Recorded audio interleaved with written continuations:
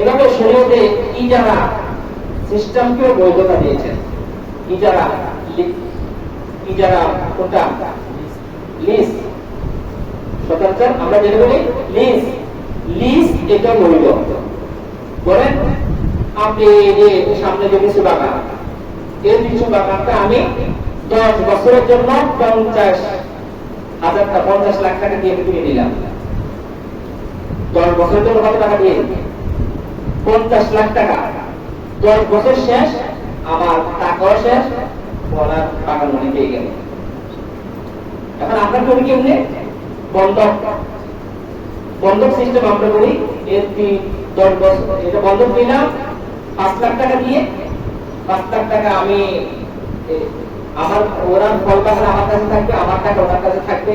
টাকা তো উনি খরচ করে ফেলছে, যতদিন পর্যন্ত টাকাটা আমাকে না দিবে ততদিন পর্যন্ত আমি বাগানে একটা রোধ করবো। উনি যখন টাকাটা দিবে তখন আবার বাগান ফেরত দিবে। সেটাই তো বন্ধকের সিস্টেম চলে না। বন্ধক শরীয়ত সম্মত নয়, বন্ধকের সিস্টেম শরীয়ত সম্মত নয়। শরীয়তের কোথাও বেকার কিতাবে বন্ধক কোথাও মাসলা নেই। আমরা রেশন কার্ড বন্ধক রাখছি, বাগান বন্ধক রাখছি, জমি বন্ধক রাখছি, গাড়ি বন্ধক দিচ্ছি। এগুলা লভ্যাংশ যাই হচ্ছে সব হচ্ছে সুদ। আপনি কোনো ভাই আপনার ঋণের দরকার, 5 লক্ষ টাকা দরকার, আমার ভাইয়ের কত টাকা? 5 লক্ষ টাকা দরকার। সার্ভিস জন্য ওনাকে 5 লক্ষ টাকা দিল, ঠিক আছে?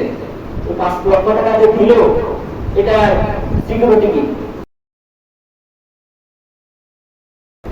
কোন সিকিউরিটি আছে? কোন সিকিউরিটি নেই। উনি 1 বছর পরে যদি বলেন না আমাকে কোনো টাকাই দেয় নাই, কিছু করার আছে? উনি 1 বছর 2 বছর পর বলছেন না আমি কোনো টাকা পয়সা দিতে পারবো না, চোখ মুড়ে দিতে পারে। এই 5 লক্ষ টাকা যে ওনাকে দিল, এটার জামানত স্বরূপ আপনার এক কানি জমি আছে, এই জমির কাগজটা আমি আমার কাছে জব্দ করে রাখলাম। এটা সিকিউরিটি। 5 লক্ষ টাকা দিয়ে দিলাম, এটা সিকিউরিটি স্বরূপ ওনাকে যে 5 লক্ষ টাকা দিলাম, এই 5 লক্ষ টাকার সিকিউরিটি ওনার জমিনের কাগজ আমি গ্রহণ করলাম। আবার ওনার একটা রেশন কার্ড আছে, এই রেশন কার্ডের দলিল আমি জব্দ করে নিলাম, এটা সিকিউরিটি স্বরূপ। উনি যখন আমাকে টাকাটা ফেরত দিবে, আমি তার দলিলগুলো দিয়ে দিব। বাইসেস উনি যদি টাকাটা থেকে অসম্মতি প্রকাশ করে, টাকাটা যদি না দেয়, তাহলে আমি কি করবো? গ্রামের গণ্যমান্য ব্যক্তিদেরকে নিয়ে একটা সালিশের ব্যবস্থা করবো। বলবো যে উনি আমার থেকে 5 লক্ষ টাকা ঋণ নিয়েছে, দাম নিয়েছে, এখন টাকা দিতে অসন্তুষ্ট, টাকা দিবে না বলে উনি মনস্থ করতেছে। ওনারা সালিশ যারা করে বিচারক, তারা কি করবে? বলে ওনার জামানত স্বরূপ আমার কাছে ওনার দলিল আছে। ওনারা চাইলে ওনার থেকে টাকাটা নিয়েও দিতে পারে, আবার উনি যে বিচারকরা যদি চায় যে দলিল এটা বিক্রি করে দিবে, ওনার কাছে বিক্রি করে দিবে এই দলিল বিক্রি করে দিয়ে আমার টাকা উনি বিচারকরা পরিশোধ করে দিতে পারে। সেজন্য মূলত জামানত স্বরূপ টাকা। এখন আমরা একটারে 5 লাখ টাকা ঋণ দিলাম, জামানত স্বরূপ দলিলও নিলাম, দিয়ে কি করি? ওই জমি এখন একটা মাসালা, এখন মূল মাসালা, রেশনটা বন্ধক দিলাম, জামানত রাখলাম, জমি দিলাম, আবার টাকা জমি বন্ধক দিলাম, আবার দলিলও দিয়ে দিলাম। মাঝখান দিয়ে যে ফসলগুলো কি হবে? রেশন কার্ডের মাসে মাসে রেশন দেয়, জমিনে বছর বছর ধান হয়, বাগানে বছর বছর ফল হয়, এই ফলগুলা কি হবে? ফলগুলা কি ভোগ করা তার জন্য বৈধ নাকি অবৈধ? হ্যাঁ, অবৈধ। কেন? ঋণ দিয়ে ফায়দা হাসিল করা, এটি সুদ। পূর্ণ করতে জানুয়ানা বাবুয়া নিগা, বরং দিয়ে ঋণ থেকে উপভোগ করা, ফায়দা হাসিল করা, সেটাই সুদ। উদাহরণ হিসেবে আমার তুমিও দেয় 5 লক্ষ টাকা দরকার, 5 লক্ষ টাকা দরকার, আমি তাকে 5 লক্ষ টাকা দাম দিলাম। এটার গ্যারান্টি কি? জামানত কি? যদি না দেয়, আমি বললাম তো তোমার যে একটা কার্ড আছে, প্রাইভেট কার্ড আছে, প্রাইভেট কার্ডটা আমাকে দিয়ে দাও, তুমি টাকা দিলে তোমার কাগজটা তুমি পেয়ে যাবে। ওনার প্রাইভেট কার্ডটা আমাকে দিল, আমি তাকে 5 লক্ষ টাকা দিলাম।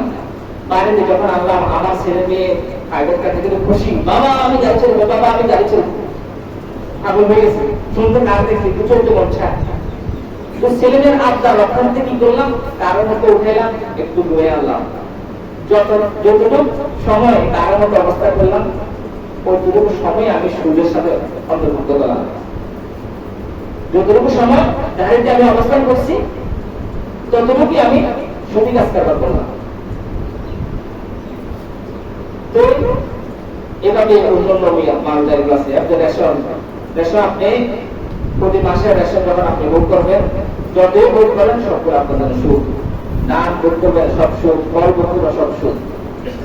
আপনি আপনার হালাল পন্থা কি হবে, আপনি আপনার ভাইকে 5 লক্ষ টাকা কর্জ যেটা দিয়েছেন সেটা কর্জে হাসানা দিয়ে দিয়েছেন, যেমন অক্ষর তার দলিল আপনার কাছে আছে, এটা একটা বিষয়। আরেকটা হচ্ছে আপনি আপনার ভাইয়ের সাথে একটা চুক্তিবদ্ধ হতে পারেন যে 5 বছরের জন্য তোমার এই রেশন কার্ড, রেশন যেগুলা সেগুলো আমার তোমার থেকে আমি কিনে দিব। কত? দুইজনের সম্মতিক্রমে একটা মূল্য নির্ধারণ করব। বাজারে করেন উদাহরণস্বরূপ এক কিলো রেশন কত চলে, উদাহরণস্বরূপ ধরো 500 টাকা। হ্যাঁ, আপনারা উভয়জনে সম্মতিক্রমে একটা মূল্য নির্ধারণ করলেন, তোমার প্রতিদিনও আমি 50 টাকা করে দিব। কত টাকা করে? 50 টাকা করে প্রতিদিন দিব। প্রতিদিন তোমার ডিউতে আমি 50 টাকা দামে দিয়ে দিব। 50 টাকা করে প্রতিদিন আবার যত ডিউ হয়, অর্থাৎ বছরে যত রেশন হয় সবগুলো আমি 5000 টাকা দিয়ে কিনে নিলাম। মিস 5000 টাকার জন্য 5000 টাকা দিয়ে তোমার পুরো বছরের রেশন যা হবে সেগুলো আমি কিনে নিলাম। এবার এই মূল্যটা প্রতি মাসে মাসে চাইলেও আপনি নিতে পারেন, না হয় তার কাছে যে পর্যায়ে হাসানে রেখেছেন ওইখান থেকে যখন দিবে তখন সেখান থেকে কেউ দিতে পারে। বুঝতে পারছেন না? কিন্তু আমরা ওই কি হয়, যদি আপনি হালাল পন্থায় উপার্জন করতে যান হয়তো কিছু কমতি হবে। হালাল পন্থায় উপার্জন করতে গেলে কমতি হবে, কিন্তু হারাম পন্থায় যখন আপনি যাবেন তখন দেখা যাবে অনেক বেশি। এই যে 5000 টাকা দিয়ে দিল, 5000 টাকা মূল্য দিয়ে ওরা থেকে লিস্ট দিল বা ব্যবসা কিনে নিল, আপনি যদি হারাম পন্থায় যান 5000 টাকা দেওয়া লাগতেছে না। যদি হালাল পন্থায় যান তাহলে আপনাকে 5000 টাকা দেওয়া লাগতেছে। আমার দৃষ্টিতে হালাল পন্থায় যেতে গেলে আমাদের লস, আর হারাম পন্থায় যেতে গেলে আমাদের লাভ। আল্লাহ তাআলা বলেন, আল্লাহ তাআলা সুদকে নিশ্চিহ্ন করেন আর সদকাকে বর্ধিত করেন। যদিও আমাদের দৃষ্টিতে সুদের দিকটা, সুদের কাজটা বলে আমাদের সম্পদ ভারে, আল্লাহ তাআলা বলেন সুদ যারা করে, সুদী কাজ যারা করে, সুদের অর্থ আমি নিশ্চিত করে দিই, ধ্বংস করে দিই। আবার হাজার লক্ষ লক্ষ টাকা সুদী কাজ করে পায়, কিন্তু তার ঘরে শান্তি নেই। তার ঘরে কি নেই? শান্তি নেই, পেরেশানি আর পেরেশানি। এমন লোক দিয়েছে 5 লক্ষ টাকা মাসে শেষ। হালাল পন্থায় যখন আপনি উপার্জন করবেন, আল্লাহ তাআলা আপনার পেরেশানি থেকে আপনাকে মুক্ত রাখবেন, কঠিন বিপদ থেকে আল্লাহ তাআলা আপনাকে হেফাজত রাখবেন।